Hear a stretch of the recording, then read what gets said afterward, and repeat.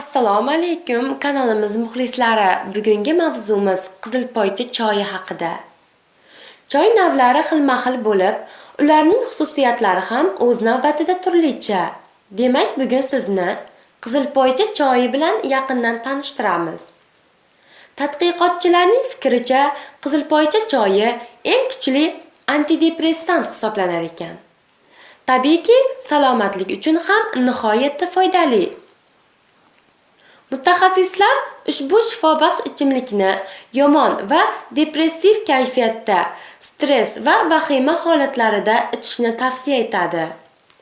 Qizilpoychali choy uyqusizlik va asabiy holatlarni kishini tinchlantirib, hayotni yengillashtiradi.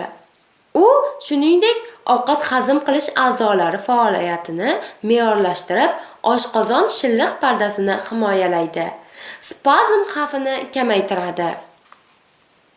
U bilan og'izni chayqash orqali milk va tomoq bezlari yallig'lanishini yengil davolash mumkin. Viruslarni bartaraf etuvchi hamda antibiotiklik xususiyati bois qizilpoycha choyi shamollashlar, sinusit va bronxitlarni davolashda yordam beradi.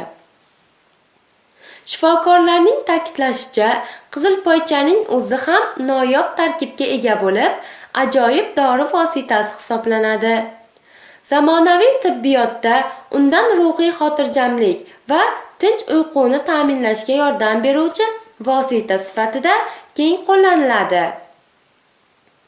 Hatto qadimgi misrliklar ham qizilpoychani nihoyatda qadrlashgan hamda undan yurak-qon tomir va oshqozon xastaliklarini qo'llashgan.